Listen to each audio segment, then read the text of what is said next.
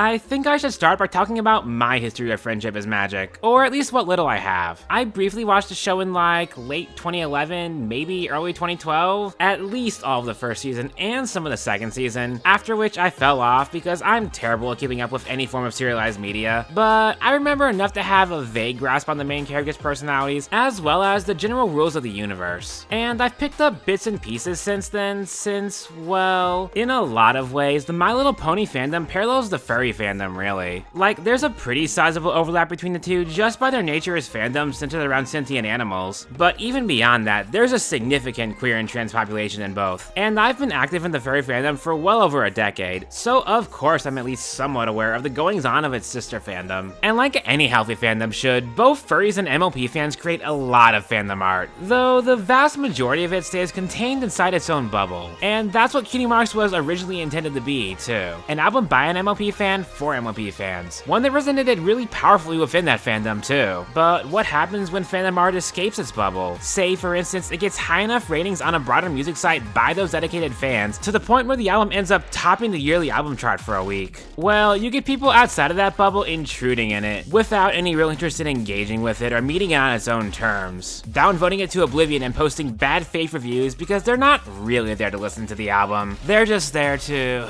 cringe at it. Cringe culture, for the record, universally sucks. Most weirdos who call things cringe are boring, deeply unhappy people who see others being happy and comfortable with themselves and want them to be as unhappy as they are. And like, I'm not going to lie that there wasn't a past version of me that absolutely would have cringed at this album too. Hell, that nagging part of me still wants to cringe at this, but I tell it to shut up and sit down because I know it's an idiot. And in what I'm sure is definitely a coincidence and totally not indicative of a larger problem, the vast majority of cringe is queer, neurodivergent, or most embarrassingly, anything targeted at young girls. Olivia Rodrigo makes heartbreak anthems for teenage girls, so she's cringe. Furries dress up in cartoon animal costumes, so they're cringe. And of course, My Little Pony is the most cringe of them all because it lands perfectly in the middle of that Venn diagram. Look, it shouldn't need to be said that if your reaction to seeing someone else be comfortable with themselves is to get angry at them, then you're definitely the problem. How does seeing two girls kiss hurt you? Are you in any way impacted by a trans woman's existence? Is anyone making you watch My Little Pony if you don't want to? Everyone is free to express themselves however they want, and anyone against that self-expression is the only true cringe. This is, of course, the exact message of Cutiemarks' signature song, Antonym. I'm the antonym of the internet, still cleaning up the viruses that you had left. Yeah, I'm not breaking any new ground by saying any of that, but it bears repeating. And Antonym is a great example of one of Violet's greatest strengths as a songwriter, boiling down a broad topic into an easy-to-digest package and peppering it with enough specific details to give it personality. In this case, lots of references to early 2010s culture, the same culture that the Friendship is Magic fandom formed from, references to viral videos, Season 1 MLP memes that even I get the references to, the friggin' Skype call noise that kills me every time. Don't stop until you It's pretty obvious why Antonym is the most iconic song off the album. Early 2010s culture is just old enough to start entering the nostalgia cycle, and it's just a good song too, with one hell of a sticky hook. But even more than that, it lives its own message by being completely unashamed of itself, by not giving a damn what weirdos on the internet think about it and expressing itself as loudly and colorfully as possible. It's a microcosm of what Cutiemarks as a whole is about, freedom of self-expression and rejection of labels. Like, okay, taking a step back for a moment. Cutiemarks. What is a Cutiemark anyways?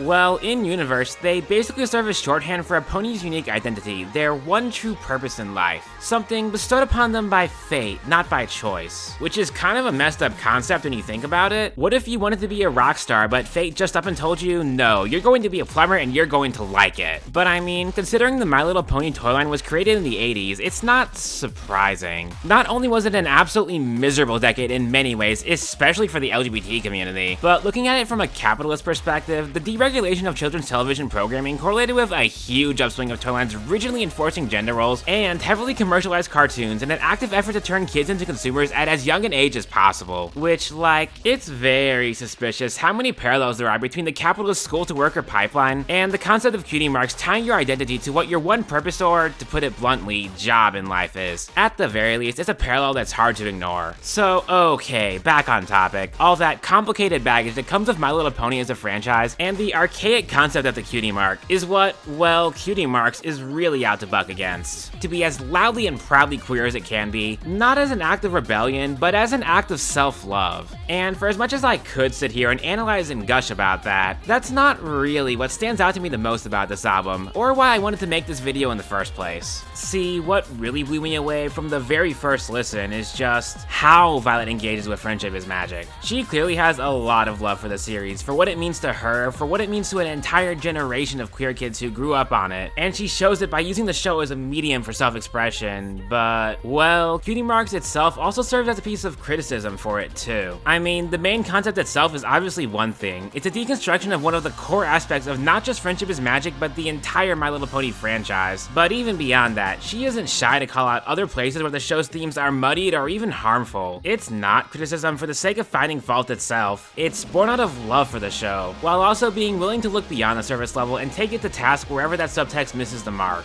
It's a beautiful work of engaging with art, expressed through an artistic vision unto itself, and honestly, maybe it's because I listened to this at the exact right time for it to really resonate with me. Engaging with art is something I've been thinking about a lot lately, and in Cutiemarks, I see a perfect mirror of the way I want to be able to engage with art, and that's the main reason I want to talk about it. And ironically, what makes it so hard to talk about? Like, I could go track by track, analyzing every song and explaining its themes, but, well, for one, that's fairly shallow criticism. It's not really engaging with the art, and it's not particularly engaging for y'all to listen to either. And pointless too, since, well, that track by track analysis already exists, and it came from Violet herself. See, the digital copy of Cutiemarks comes with a PDF containing not just the lyrics to each song, not just the art associated with each song, but for nearly every track, Violet includes a blurb about her thought process when writing each song, as well as any additional context or backstory behind the song's creation. If I made a video analyzing every song that way, I'd just be regurgitating everything she's already said. There's very little room left for analysis on that front. On the flip side, I feel it'd be in bad faith to rave about how well Cutiemarks engages with the series it's based off of, and then not actually engage with the album itself. So that's what I'm going to do. I'm going to engage with the album critically, talk about what I love about these songs, what they mean to me, and yes, what issues I have with the album as well. Meet the album on its own terms, take it as seriously as I'd take any other album by any other artist. And if I'm putting it that way, there's really only one way to kick off things in earnest.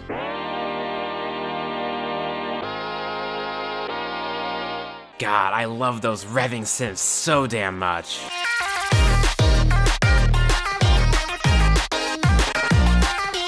It's a really beautiful thing this song does. Immediately following Antonym, a call to arms against cringe culture, comes a song named Lesbian Ponies with Weapons. The title alone tells you what it is. It's a challenge. A challenge to anyone inclined to cringe at stuff like this or put people down for enjoying who they are. A challenge they will unanimously fail.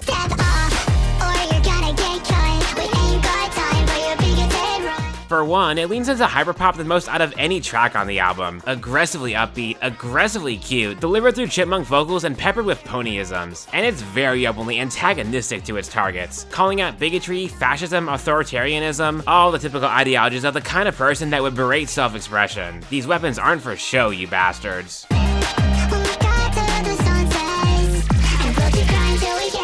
And yet, it's not a rebellion for the sake of putting others down, for making others feel worse. No, it's a statement of love, first and foremost. Love for anyone and everyone who just wants to be in love with everyone else. Something that those who lack empathy wouldn't understand. It's not a rebellion to sow depth, it's, well, it's a song about life.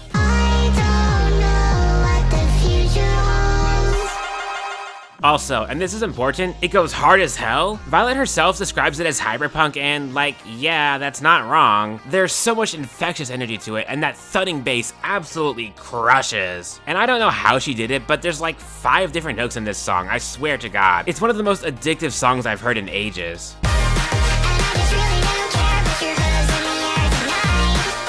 God, this song's incredible. Anyways, there's something else I've been thinking over that Lesbian Ponies with Weapons doesn't explicitly call out, but at least hints at in its subtext.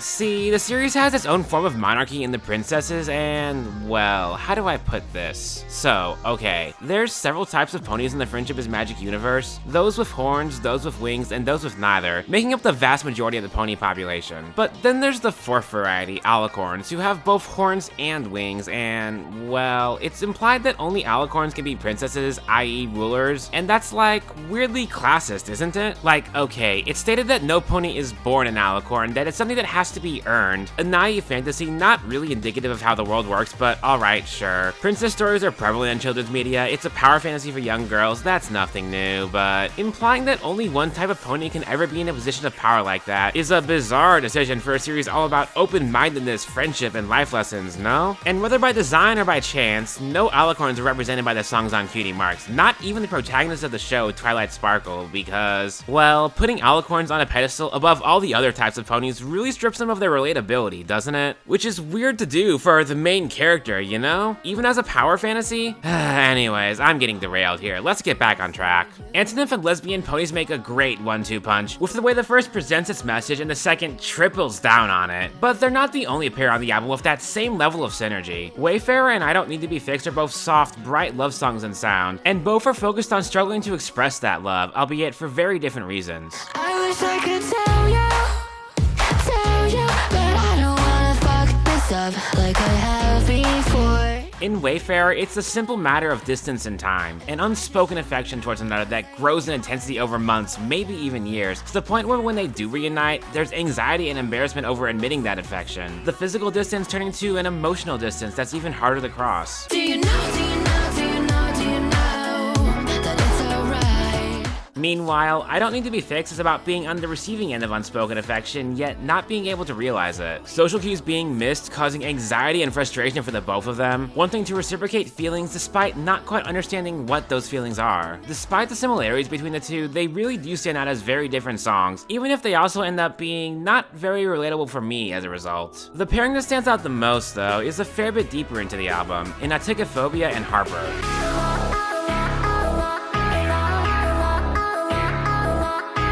Aticophobia is, well, the fear of failure. One of those innate fears everyone experiences to some degree, and one of the biggest obstacles to self-expression, whether it be in your identity or in your artistic endeavors. And by title alone, it slots right into the album's overarching themes, driven home by the sole lyrical passage of the bridge. They told me that I could be anything. There's an innate frustration channeled through the music. Colorful synth leaves playing over melancholic and atmospheric electronics that get hijacked by a whirring, crushing drop, creating a whirlwind of emotional turmoil. It only makes sense then to juxtapose that fear and frustration against a song about what inspired her to create music in the first place. They call him Harper, a man of simple wonder. And for Violet, that was a particular person, a teacher who helped her see outside herself, helped her push her boundaries, and introduced her to electronic music. I'm not going to go too deep into the story since, again, it's all very well relayed in the liner notes, but it makes for a very heartwarming song that, almost because it had to by its very nature, just sounds plain beautiful.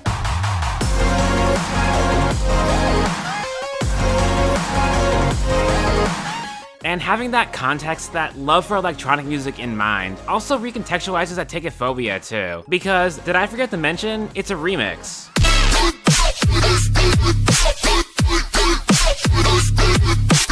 While the first halves are virtually identical up to when Violet's vocals come in, from that point on, practically everything else is her own addition to the song's tapestry. And really, what better way of expressing love for electronic music is there than through remixing? It's practically the lifeblood of the genre, the same way covers are to jazz and rock or sampling is to rap.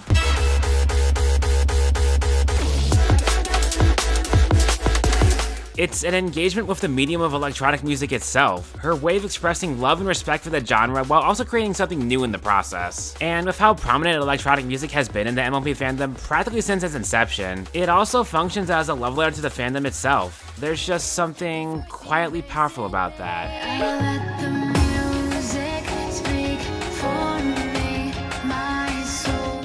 And without Harper, well, damn, I guess Violet's remix of Aticophobia and, the album as a whole just flat wouldn't exist, and I wouldn't be here talking about it. The two songs together form a really powerful statement on succession and inspiration, and they're among my favorites on Cutiemarks for it. One other notable aspect of Harper is that, for all intents and purposes, it takes place in the real world. Sure, Violet is using an established character as an avatar, but it's a paper-thin level of separation that exists mainly to keep it in line with the album's overarching concept. That being said, layers of separation are something the album toys with a lot. There's several tracks grounded in reality, Isometrica and Seabound even more so than Harper, and on the opposite end of the spectrum, songs that, while potentially informed by Violet's experiences, are written as new stories for existing characters. The neurodivergent romance of I Don't Need to Be Fixed and Honeymoon Phase, the edgelord indulgence of Syndicate, stuff like that. And since it is a spectrum, there's plenty of middle ground here too, where the reality and fantasy intertwine. Usually, that comes in the form of Violet taking a character from the show and using them to express a personal philosophy. Fluttershy for Antonym, Pinkie Pie for Lesbian Ponies, etc. And on a broader scale, using Scootaloo as the protagonist of the entire album, framed as a collection of stories she's picked up over time. But there's one song in particular that manages to find the exact middle ground, the perfect sweet spot between fantasy and reality. Ooh, Bonnie,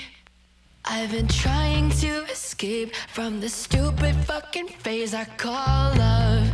Bonnie, like Harper, has Violet projecting her lived experiences onto the show's characters, while also writing a new story for them in the process. The emotional core of a nostalgic longing for a friendship lost to the passage of time translates really well to a story of a closeted lesbian being afraid to admit her feelings to a longtime friend.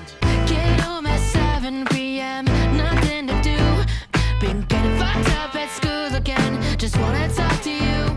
The song even channels that nostalgia by evoking the sounds Violet grew up listening to, taking a lot of cues from 70s rock and funk in particular. But if it stayed grounded in nostalgia and reality, it would have ended up lacking the same closure as its real-life parallel. So why not write that closure then? Did you ever read the letters I sent? I left them on your desk when we were young. The song shifts gears entirely in both sound and perspective, giving voice to the titular Bonnie over a modern indie pop instrumental, revealing that Bonnie has held the same feelings all these years and the same fears and anxieties too, implying that they do get together in the end and find that love they sought for so long.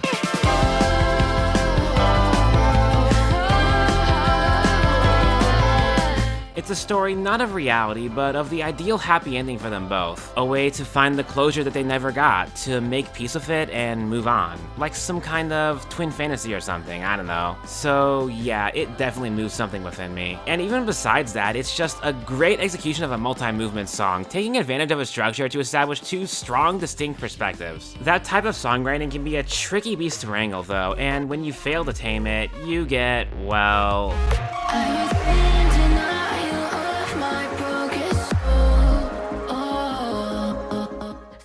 I want to start by saying that I don't dislike this song. There's a lot of good musical ideas on display here, but that's the thing. They're just ideas that aren't given time to fully develop, nor is there any connective tissue tying them together. And because of that lack of cohesion, because of the lack of any developed hooks, none of its ideas leave any lasting impact.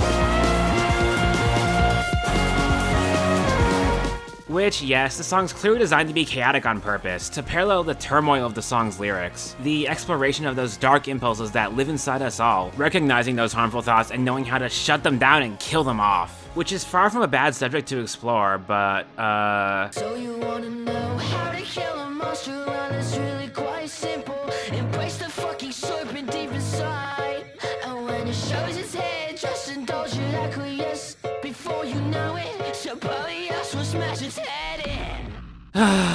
Okay, again, I have no problem with the intention, but the way it's presented here really rubs me the wrong way. Indulge your worst impulses and make them somebody else's problem to solve is not the same message at all. It's actually a pretty goddamn harmful one. In fact, the way villains are used across the album bothers me too. Like, okay, I'm absolutely not qualified nor interested in answering the philosophical question of what makes someone a bad person, but having dark thoughts, feeling anger towards others, those are just a part of the human experience. Isometrica is also framed as a villain song, which...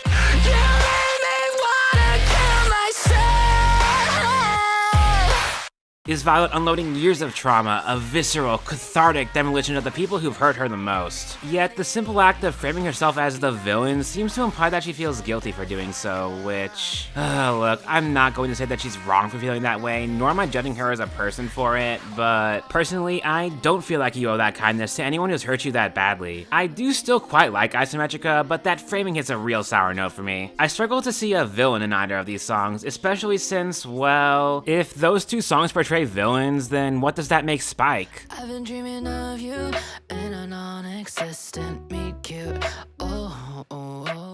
Because like, woo boy, if any song here is about wallowing in your worst thoughts, then yeah. While Cutiemarks broadly criticizes one aspect of My Little Pony as a whole, this is a laser-targeted criticism towards one character's treatment in particular, the surrogate for the young boy demographic, Spike. And there's a lot to unpack. For one, it's grappling with the frustration and envy that forms from being on the fringes of a more tight-knit group of friends. A clique that'll acknowledge and take advantage of them, but never fully welcome them into that circle. Yet they worry that if they speak up about it, they'll be ejected from the group outright and end up even lonelier than before. And even more directly, the song wrestles with, well, let's put it gently and say, a relationship with a significant age gap between Spike and Rarity. The show, at least to my knowledge, never seemed to question or explore how that manipulative power imbalance can seriously screw up a kid, how they're left to untangle the lingering feelings that remain even years after the fact. And all their bottled up anger eventually comes out in, well...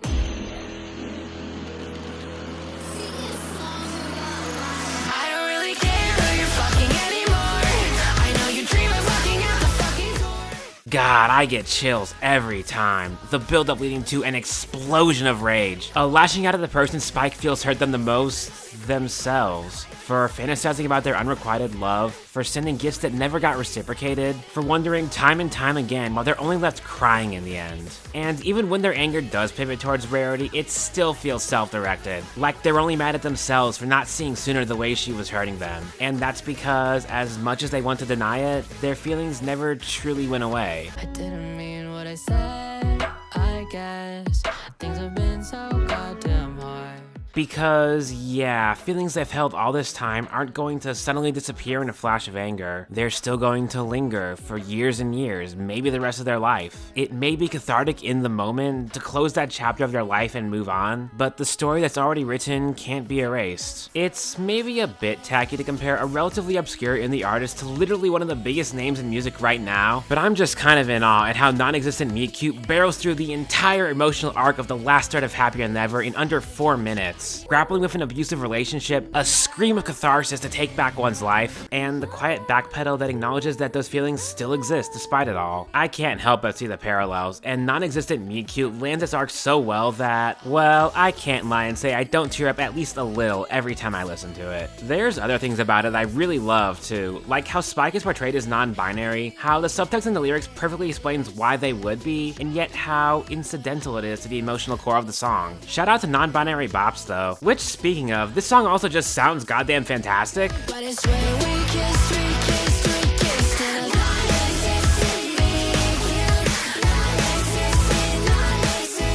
There's a little bit of everything the album has to offer here. The lighter synth pop of Wayfarer and I Don't Need to Be Fixed, the harsh electro rock of Isometrica, the hyperpop energy of Lesbian Ponies, and it all just flows so naturally together. It's a microcosm of how well these sounds blend across the album, and it's catchy as sin to boot. There's also just so much vocal range here. The delicate but exasperated inflections in the verses, the pitched up harmonies that even start harmonizing with the angry, strained vocals of the chorus, which again is a microcosm of Violet's performance across the album. It's all here, and having that range is what makes the song work. Though, if there's any one consistent issue I have across the album, one I kind of feel bad even bringing up, is that there are spots where Violet's vocals are a little flat. And I don't mean Syndicate, where the cold, deadpan delivery plays into its edge and menace, or Protagonist Syndrome, where she sounds more exasperated than anything, but the warmer tracks like Wayfarer, Imitation Game, kinda hate to say it, but Antonym, songs that really needed that more expressive performance. And it's not like there aren't moments where her quieter delivery works. Atikophobia's bridge is one of the most delicate and vulnerable moments on the entire album, and she absolutely nails it. Harper has the color and expressiveness I'd want from the other warmer tracks, and Seabound is, well, we'll get there. There's also moments where Violet's voice has a nice rasp to it, in a way that reminds me a lot of emo or post-hardcore, and she works that to her advantage in a lot of ways. It's great for selling the rock star swagger of Bonnie, or the quiet frustration of I don't need to be fixed, but it's at its most viscerally effective on the angriest tracks here. Isometrica, Non-Existent Meet Cute, How to Kill a Monster, and my favorite performance on the entire album, Honeymoon Phase. Does it feel like you've been dancing with yourself after ferrying an ocean to an isle of delight? Like, damn, Violet is just putting her all into this one. Every last word is infused with anger, anguish, and heartbreak. And the unnerving music box paired with the harsh, whirring drop makes for the ugliest, messiest track on the entire album. And it stands at odds, not just in sound, but in theme too. Well, that's just the cost of memories. Where every other song expresses some feeling of falling in love with yourself, with another, with the world, with life. Honeymoon Phase shows the turmoil wrought by falling out of love, viewed through the lens of someone not only realizing their distance from their partner, but also coming to grips with their queer identity at the same time. And while, yes, they're realizations that can lead to future happiness, in the moment, they just suck, and there's nothing you can really do about that. Honeymoon Phase serves as the emotional climax of Cutiemarks, a primal scream capping off the spiral of frustration building up across the entire album, and as such, there's really no option left but for it to collapse. There's no happy ends.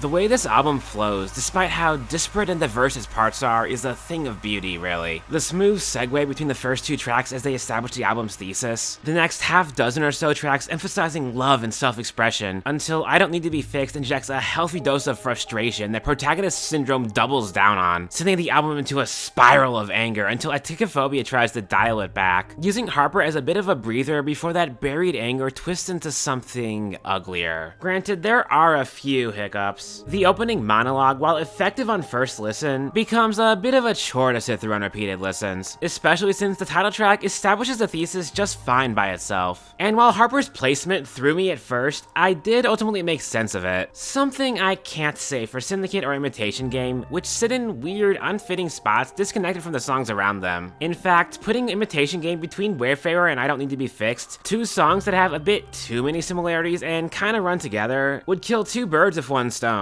As for Syndicate, well, it's fine, but it feels out of step with the rest of the album, and I wouldn't mind losing it entirely. But, like, these are nitpicks, the album still flows great on the whole, and having Honeymoon Phase as the capstone to its arc, shattering the mirror reflecting all these different stories, means the only place left to look is inwards. After City of the Silent gives us a moment to breathe, every layer of facade is peeled back, and the album reaches its core. Just off El Camino, on the corner of Ponderosa. This is Seabound, and I am not going to analyze or discuss it, because here's the thing. I talked earlier about levels of separation, the distance between reality and fantasy, but Seabound has no level of separation. It's simply Violet recounting moments from her life, moments that actually happened. And I'm not here to analyze someone's real-life story, to deconstruct someone else's trauma. Nobody has a right to do that, especially not some rando on YouTube.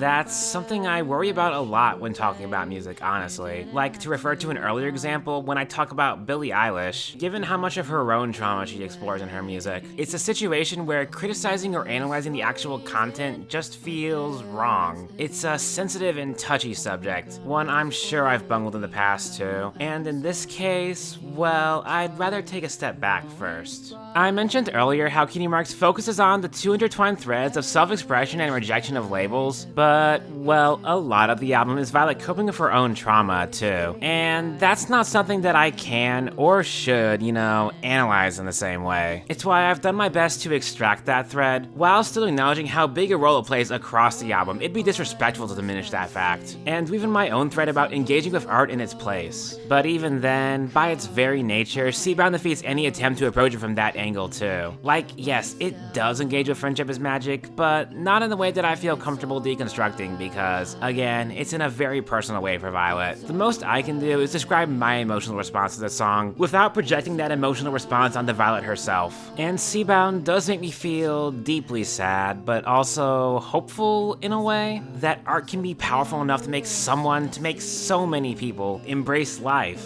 That's all I have to say about it. It's really good. It's not quite the end though, with one last song before the curtain falls. I'm writing to you for the first time in so long.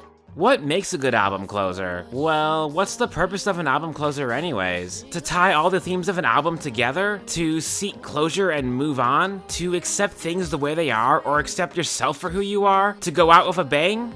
It depends on what the album calls for, really. I've heard great album closures tackling one or several of those, and I've heard great album closures doing none of those. As for The Kid Who Kept Running, it's a damn strong album closure because it manages to pull off all 4 of those at once.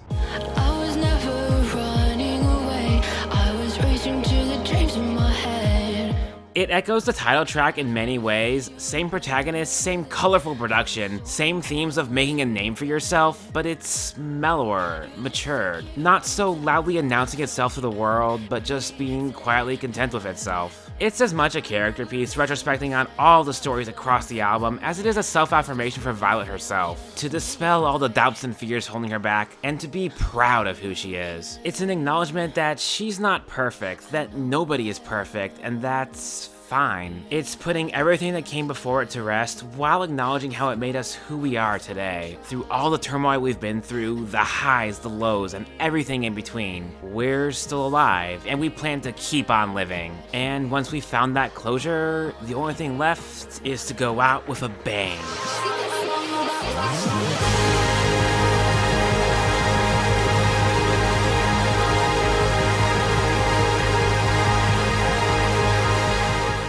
So yeah, I feel pretty comfortable calling Cutiemarks one of, if not my outright favorite album of 2021. This video ended up being as much about my own personal philosophies on art as anything else, and I think I'm okay with that. I feel like anything you create should be an expression of yourself first and foremost, and Cutiemarks unquestionably is, just another reason it clicked so well for me. That's a large part of why I've tried to be really sensitive with this one and avoid stepping in any hooves. Tried to avoid any critique that isn't constructive, avoid projecting my own life onto Violet's, avoid acting like I know Violet personally because I don't. Parasocial relationships are unhealthy, kids. Regardless, for as much of myself as I see in this album, both emotionally and critically, I've also really tried not to just make this all about myself, because it isn't about me and shouldn't be. It's a tricky balance. I don't know if I nailed it. You can be the judge of that. Will I check out more of Violet's work after this? Well, I mean, I already have. In the time it took me to organize and write this video, Violet put out another album, and it's good. Quite different from Cutiemarks, and not quite clicking the same way for me, but still damn good all the same. And I do plan to check out at least some of her back catalog when I get the chance. There's a lot of it. I'm curious at the very least. Will I check out the show after this? Probably not. For one, there's, again, a lot of it, and I can't sit still long enough to binge watch anything these days. And I feel like that ship has sailed anyways. The show's been finished for years. The fandom's still out there, sure, but it's not what I'm really interested in being a part of. I don't need to be to enjoy Cutiemarks. Really, any good fandom art, hell, any good art period, is capable of being enjoyed outside of its respective circles. If you haven't listened to Cutiemarks yet, I hope this video at least convinced you to give it a chance. It's the least you could do. Anyways, I've gone on long enough, so I'm Crow, and I'll see y'all in whatever comes next. Take care.